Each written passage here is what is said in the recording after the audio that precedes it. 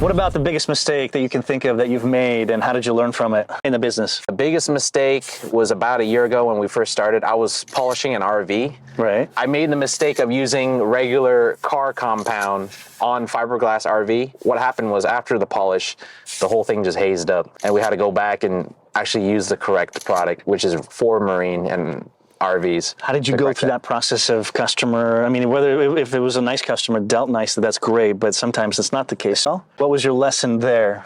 Lesson there was definitely do your research before taking on any kind of job. I was new at polishing RVs, so didn't really know what products to use. Did a little tiny bit of research on YouTube. Yeah, assume the surface of a vehicle is the same as the surface of an RV.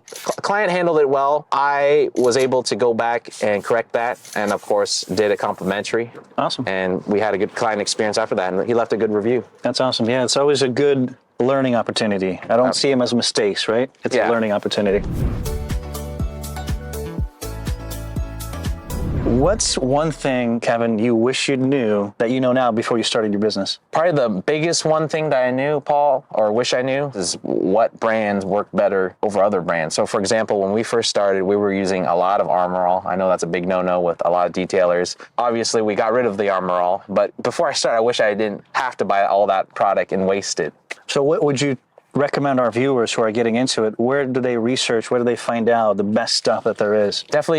Definitely do your Google research, just simply typing in best detailing products. Reading reviews on Amazon, that's a good indication of whether a product works or not for the majority of vehicles. You want a product that works well with the majority of vehicles. Right. There are certain paints and certain finishes that work better with certain chemicals. Mm-hmm. But overall, you want to do your research and due diligence and research what works better overall, like a good overall cleaner.